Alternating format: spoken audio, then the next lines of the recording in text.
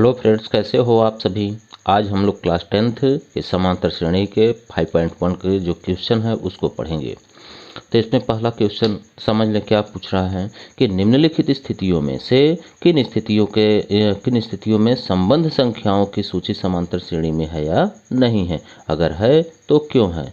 तो क्यों है, कोई श्रेणी समांतर श्रेणी में क्यों है, तो हम लोग पता लगाएंगे कि उसका सार्वंतर और प्रथम पद अगर वह क्रम से चल रहा है तो इसका मतलब वह समांतर श्रेणी में है। जैसे पहला प्रश्न पूछा है इसमें कि प्रत्येक किलोमीटर के बाद टैक्सी का किराया, जो किराया है कि प्रश्न पढ़िए अच्छी तरह से कि प्रत्येक किलोमीटर के बाद टैक्सी का किराया, जबकि प्रथम किलोमीटर के लिए किराया 15 रुपया है।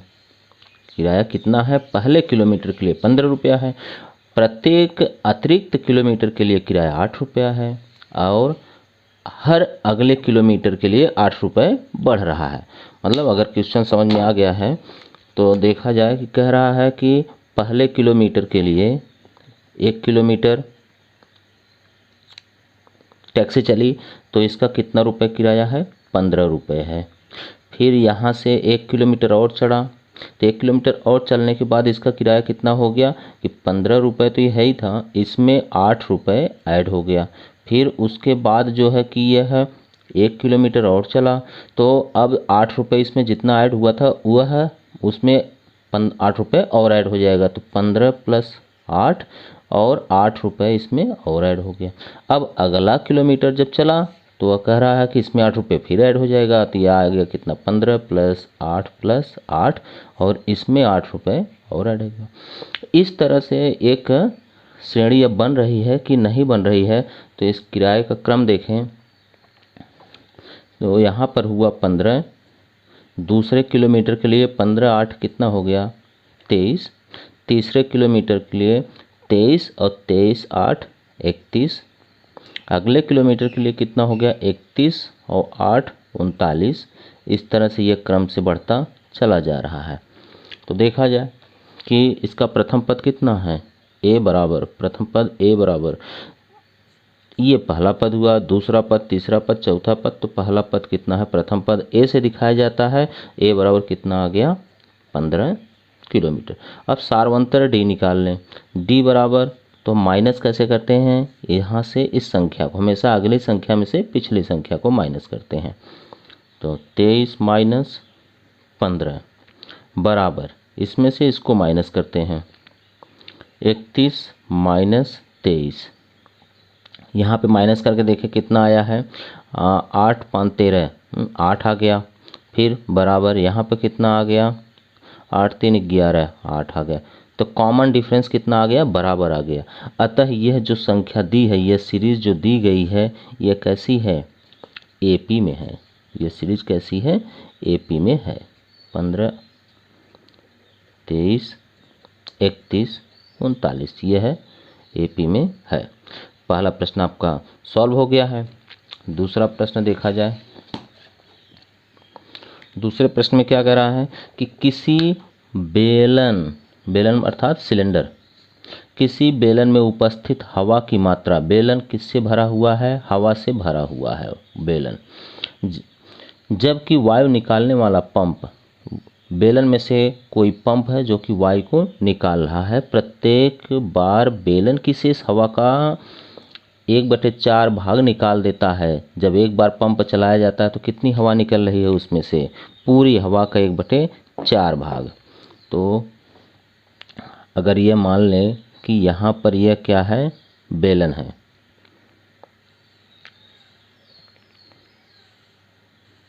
बेलन है, इसमें से इस पूरे का 1/4 भाग, चौथाई हिस्सा क्या है, एक बार में निकाल दिया गया हवा पंप से। कोई पंप है, इसमें से 1/4 भाग निकाल दे। तो अभी गैस कितना है इसमें, सिलेंडर में गैस कितना है, मान लेते हैं इसमें सिलेंडर, टोटल सिलेंडर में गैस कितना है, तो अभी यक्स है और यक्स में से 1/4 निकाल दिया गया। तो यहाँ बचा कितना, तो टोटल यक्स है और यक्स का कितना गैस निकाला जा रहा है, पहली बार में 1/4 4 भाग निकाला जा रहा है, तो यक्स का 1/4 भाग निकाल देंगे तो कितना आ जाएगा, यक्स माइनस ये आ गया यक्स/4, यक्स/4। बचा कितना यहाँ पे, अगर निकाल दिया गया तो 4 × 4, 4 में से 1 निकल गया तो बचा 3x, 3x/4। अब इधर के लिए गैस कितनी बच गई है, यक्स 3x/4, इतनी गैस बच गई। जब इतनी गैस बच गई तो अगली बार फिर क्या हो रहा है, फिर इस पूरे गैस का 1/4 बार फिर निकाला जा रहा है। मान लेते हैं यहाँ तक गैस फिर निकाल दी गई है। तो अभी गैस कितनी थी, 1/4 भाग निकाला जा रहा है, किसका, जो शेष गैस बच रही है उसका, मतलब ये जो गैस बची है इसका 1/4 भाग निकाला जाए। तो 3x/4 का 1/4 भाग, इतना गैस निकाला जा रहा है। तो निकालेंगे तो बचेगा कितना, 3x - 4 में से निकालेंगे कितना कि 3x/4 × 16, इतनी गैस निकालेंगे। इसका लस कितना आ रहा है, 16 आ रहा है। 4 × 16, 4 4 3 12, माइनस में 12x हो गया, माइनस में 3x हो गया, बराबर कितना बचा है, 9x/16। अब इतनी गैस बची है। अब यह गैस इसके लिए यहाँ पर कितना बचा है, 9x/16, इतना भाग गैस बचा हुआ है। अगली बार अब मान लेते हैं फिर इसी का 1/4 भाग, एक बार और क्रम देख लें तो इसी का कितना भाग निकल गया है, 1/4 भाग फिर से निकल गया। तो अगर 1/4 भाग निकल गया तो कितना बचा है, अब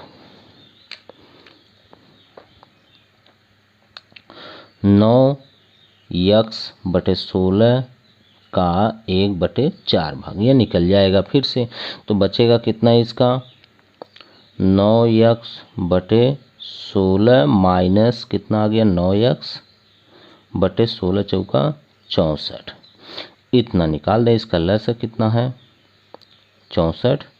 तो 16 चौका 64, 4 और 4 9 36, 36x माइनस 9x, माइनस कर दें इसको, कितना आ गया यहाँ पे, 9 7 27, 27x/64, ये इतना शेष गैस फिर बच गया। तो ऐसा ही क्रम चल रहा है। अब इसको देखा जाए कि ये समांतर श्रेणी में है कि नहीं है, यह देखा जाए तो पहली बार गैस कितना है, यक्स, दूसरी बार शेष गैस कितनी बची है, 3x/4, अगली बार गैस 9x/16, अगली बार कितना आया है, 27x/64। इस तरह से बचता चला जा रहा है। अब तो इसका प्रथम पद a बराबर कितना है, a बराबर प्रथम पद कितना है, x, और d बराबर कॉमन डिफरेंस देख लिया जाए। अगर कॉमन डिफरेंस आ गया तो इसका मतलब यह है समांतर श्रेणी में है। तो कॉमन डिफरेंस के लिए 3x/4 माइनस में x, क्योंकि इधर से इसी में से माइनस करेंगे, तो बटे में 1 लस ले लें, कितना आ गया, 4, यहाँ आ गया 3x माइनस यहाँ से 1 चौके 4, 4x हो गया, बचा कितना, -1/4, x/4। अगली बार फिर देख लें एक और कि यहाँ से इसको माइनस करके देख लें, अगर सही है तो ठीक है, आना चाहिए -x/4। 9x/16 माइनस 3x/4, लस इसका ले लें, कितना आ गया, 16। तो यहाँ पे 9x माइनस 4 चौक 16, 4 3 कितना आ गया, 12, 4 3 12 x बराबर 9 3 12 माइनस में 3x/16। अतः यहाँ पे यह जो चल रहा है, देखिए यहाँ कॉमन डिफरेंस जो आ रहा है वो बराबर नहीं आया, और अगर बराबर नहीं आया तो इसका मतलब क्या हो रहा है कि यह सम एपी में नहीं है, अतः यह एपी में नहीं है।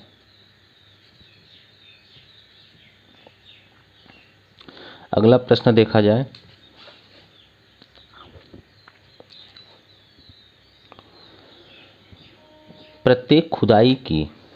प्रत्येक मीटर की खुदाई के बाद, प्रत्येक मीटर, 1 मीटर खुदाई के बाद एक कुआं खोदा जा रहा है, कुआं में जो लागत आ रही है, जबकि प्रथम मीटर की खुदाई में पहले मीटर की खुदाई के लिए कितना पैसा लग रहा है 150, और बाद के प्रत्येक मीटर की खुदाई के लिए कितना बढ़ रहा है, ये 50 रुपये बढ़ रहा है।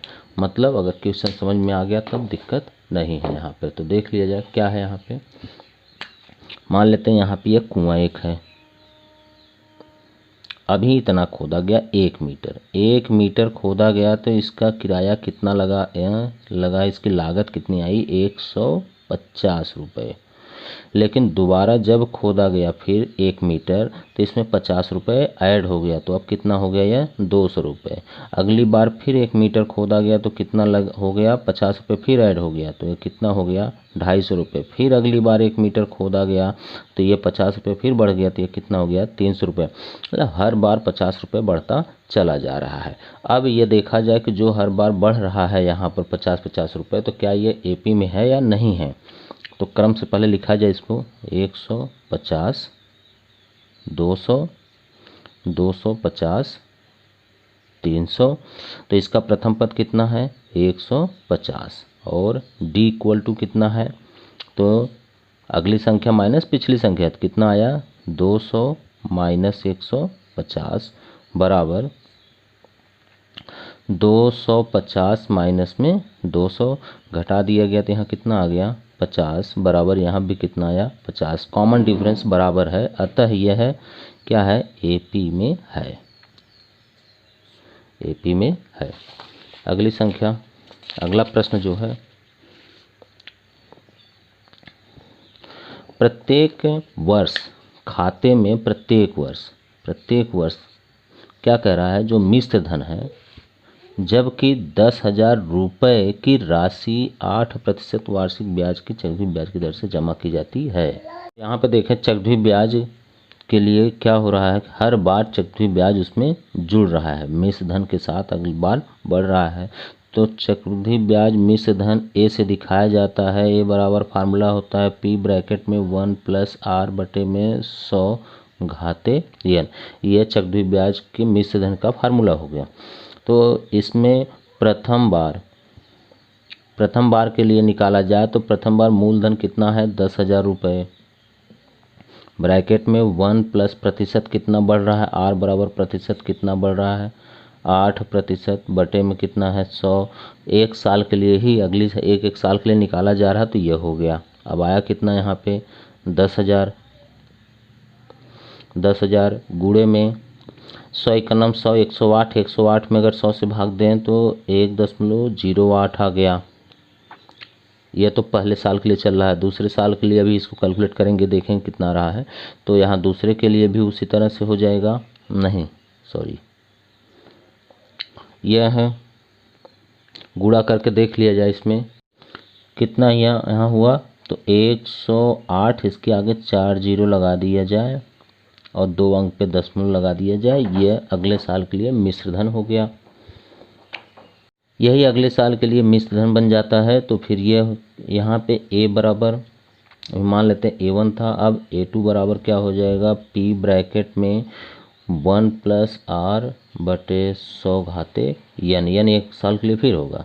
और लेकिन यहाँ पे मिश्र धन कितना आ गया 10,080 रुपये, ब्रैकेट में 1 + 8 बटे में 100 घाते 1, कितना हो गया यहाँ पर 10,080 गुणे 1.08 गुणा कर लिया। 10,800 में 1.08 से जब गुणा कर दिया गया तो कितना आ गया इसका 11,664, 11,664 इतना आ गया। अब यह अगले के लिए क्या हो जाएगा, ये मिश्र धन का काम करेगा अगले वर्ष के लिए।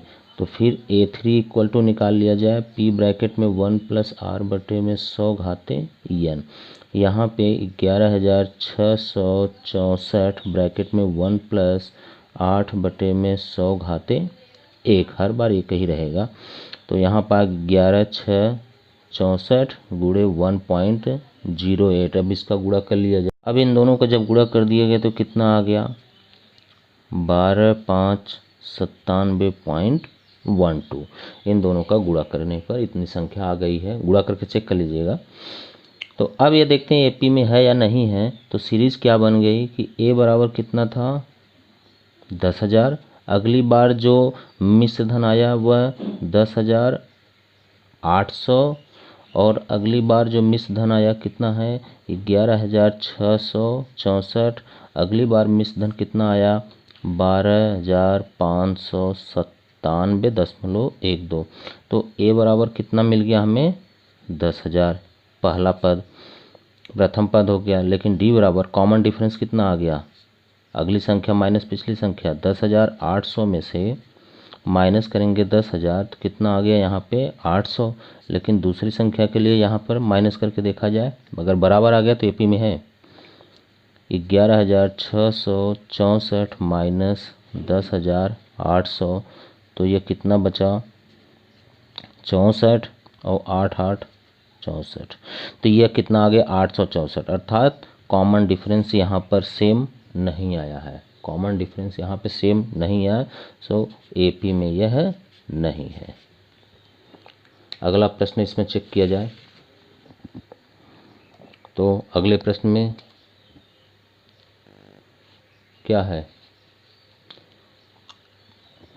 दी हुई समांतर श्रेणी के प्रथम 4 पद लिखिए जबकि प्रथम पद ए और सार्वंतर डी है। तो ए और डी दिया हुआ है तो 4 पद 10 पद 15 पद जितना भी पद निकालना है कोई दिक्कत नहीं, सबसे आसान यह है। तो प्रथम पद के लिए कितना निकालना है 4 पद। पहला क्वेश्चन 4 पद पहले लिख लिया जाए फिर इसकी वैल्यू पुट कर दिया जाए। तो जितना पद निकालना होता है तो एक पद हो गया, ए प्लस डी दूसरा पद हुआ, ए प्लस 2d तीसरा पद हुआ और a प्लस में 3d चौथा पद। यह चारों पद लिख लिए। अब इसमें वैल्यू रख लिया जाए, हमेशा याद रखिएगा। पांचवा पद निकालना होता 5 पद a प्लस 4d, छठवें पद के लिए a प्लस 6d 5d, इस तरह से बढ़ता जाएगा क्रम से। तो a की वैल्यू कितनी है 10। दूसरा कितना है 10 प्लस सार्वंतर भी 10 है 10 प्लस 10। अगला कितना है a बराबर 10 प्लस 2 गुणे सार्वंतर भी 10 कॉमा a बराबर 10 प्लस 3 गुणे d का मान 10। कितना आया ये 10 आ गया, 10 और 10 ये 20 आ गया। 10 दूना 20 10 30 आ गया। और यहाँ पर कितना आ गया है 10 33 10 40 आ गया है। तो यह समांतर श्रेणी एक बन गई आपकी। अब अगला प्रश्न क्या करा दूसरे में इसी तरह से a पहला पद a प्लस डी दूसरा पद a प्लस 2d तीसरा पद, फिर चौथा पद a प्लस 3d वैल्यू रख दिया जाए। a की जगह पे -2 रखना है और d की जगह पे 0।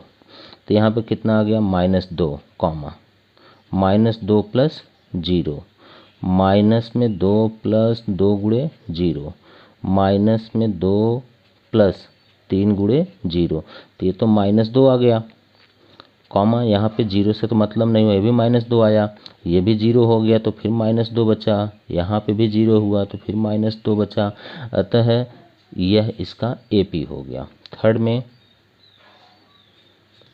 क्या कह रहा है a की जगह पे 4 रखना है, d की जगह पे -3 रखना है। तो पहले समांतर श्रेणी लिख लें a plus d a plus 2d और a प्लस 3d। तो यहाँ पे वैल्यू रखा जाए, a की वैल्यू कितनी है 4 प्लस में d की वैल्यू -3 कॉमा a की वैल्यू 4 प्लस में d की वैल्यू 2 गुणे में -3, फिर a की वैल्यू 4 प्लस 3 गुणे में -3।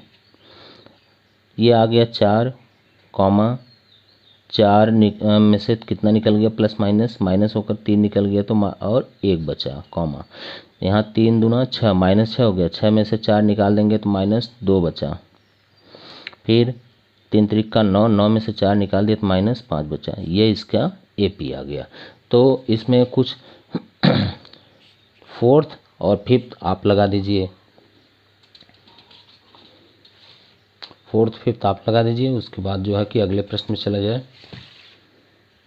तीसरा प्रश्न तीसरा प्रश्न क्या कह रहा है, अगले प्रश्न में निम्नलिखित में से प्रत्येक समांतर श्रेणी के लिए प्रथम पद ज्ञात कीजिए और कौन सा ज्ञात कीजिए, समांतर सार्वंतर ज्ञात कीजिए। तो प्रथम पद, जैसे पहले सवाल का क्वेश्चन यहीं से लिख लिया जाए, तो प्रथम पद तो ए हो गया 3, इसका प्रथम पद -5, इसका प्रथम पद 1/3 और इसका प्रथम पद कितना हो गया 0.06। तो प्रथम पद तो सबका पता हो गया सब, ये भी ए है, यहाँ यह ए है, यहाँ 1/3 है, यहाँ पे 1/0.6 है, ए निकल गया। अब डी बराबर निकाला जाए सबका, तो डी बराबर कॉमन डिफरेंस, अगली संख्या माइनस पिछली संख्या, तो 1 - 3, 1 में से 3 आप घटा देंगे, फिर बराबर में लिख लिए, एक और लिखिए इसी समय, -1 में से 1 को घटा दीजिए, -1 में से 1 को घटा दें, तो कितना बचा यहाँ पे -2 बचा, और यहाँ माइनस माइनस ये भी कितना आ गया 2, अतः सार्वंतर कितना आ गया -2। इसका सार्वंतर निकाला जाए, d बराबर, तो -1, ऐसे ही माइनस करेंगे, -1 में से माइनस करना है आपको क्या, -5 माइनस करना है, तो माइनस माइनस प्लस हो गया, यहाँ कितना आया -1 + 5 बराबर यहाँ आ गया 4। एक और इसका निकाल लिया जाए, तो 3 में से माइनस क्या कर दिया जाए, -1 को, -1, तो माइनस माइनस प्लस, 3 + 1, ये कितना आ गया 4, तो यहाँ पर सार्वंतर 4 आ गया। अगले में d बराबर, तो यहाँ से अगली संख्या माइनस पिछली संख्या, 5/3 - 1/3, हर तो बराबर है, तो 4/3 बचा, कितना 4/3, फिर इसमें से माइनस करें 9/3, 9/3 माइनस में 5/3, तो ये भी घटा दें, हर बराबर है, तो कितना आ गया 4/3, इसका भी सार्वंतर आ गया। अगले में d बराबर 1.7 - 0.6, इसको माइनस कर दे तो कितना आ रहा है यहाँ पे 0.6, 1.1 आ गया। फिर एक और d बराबर निकाल लें, तो अगली संख्या माइनस में पिछली संख्या 2.8 में से 1 पॉइंट क्या निकाल दिया जाए, 7 को निकाल दिया जाए, तो यहाँ से 1 बचा, यहाँ से भी 1 बचा, 1.1, इसका भी d निकल गया। अगले प्रश्न में निम्नलिखित श्रेणी में से कौन समांतर श्रेणी में है, यदि कोई समांतर श्रेणी में है तो इनका सार्वंतर ज्ञात कीजिए तथा इनके 3 पद ज्ञात कीजिए। इनके 3 पद और लिखिए, 3 पद और लिखना। अब यह चेक किया जाए, अगर समांतर श्रेणी में है तो 3 पद और बढ़ा देना है, अगर समांतर श्रेणी में नहीं है तो छोड़ देना है। तो पहला चेक किया जाए समांतर श्रेणी में है या नहीं है, तो प्रथम पद और d यह मालूम होना चाहिए। तो प्रथम पद तो पता हो गया कि पहले क्वेश्चन में प्रथम पद कितना है 2 है, लेकिन इस पद में d निकाला जाए कितना है 4 - 2 और फिर 8 - 4, d बराबर कितना है 4 माइनस में 2 बराबर 8 माइनस में 4, तो यहाँ पर आ गया 2, लेकिन यहाँ पर कितना आ रहा है 4, जबकि d दोनों में बराबर नहीं है, तो यह समांतर श्रेणी में नहीं है, एक समांतर श्रेणी में नहीं है। दूसरा देखा जाए तो प्रथम पद कितना आ गया इसका 2, लेकिन d कितना है, d बराबर 5/3 - 2 बराबर 3 - 5/3, 5/3 में से 2 घटा दे, 3 में से 5/3 घटा दे, तो देखा जाए 3 दूना 6, 6 में से 5 निकाल देंगे तो -1/3 बराबर 3 त्रिका 9, 9 में से 5 अगर निकाल दें तो 4/3, ये भी d बराबर नहीं आता, ये भी समांतर श्रेणी में नहीं है। अगला a बराबर कितना है -1.2 है, लेकिन अब d है कि नहीं है, इसमें सार्वंतर है या नहीं है, तो कितना माइनस करें, -3.2 में से माइनस करना है -1.2 को, माइनस माइनस प्लस हो गया, माइनस में 3.2 + 1.2 माइनस कर दिया जाए तो ये तो 0 हो गया, यहाँ 1 निकल गया तो कितना बच गया, कितना 2 बचा, तो माइनस में 2 आ गया। फिर अगली संख्या में से माइनस करके देखा जाए, 5.2 माइनस में से माइनस किया जाए कितना, माइनस में 3.2 को माइनस माइनस प्लस हो गया, -5.2 में प्लस 3.2, तो ये तो 0 हो गया, 3 निकल गया तो 2, माइनस में 2 बचा, अर्थ डी इसमें आ गया है। सार्वंतर इसका बराबर आ गया, तो ये आपका समांतर श्रेणी में है। इसी तरह से सभी को आप चेक करिए कि समांतर श्रेणी में है या नहीं है। जितने भी प्रश्न हैं आप आराम से कर सकते हैं, अगर नहीं होगा तो प्लीज़ कमेंट करिए, हम इसको लगा देंगे। अब आपका ये चैप्टर कंप्लीट होता है। आपको ये वीडियो अगर पसंद आए तो प्लीज़ लाइक करिए, शेयर करिए, कमेंट भी करिए। धन्यवाद।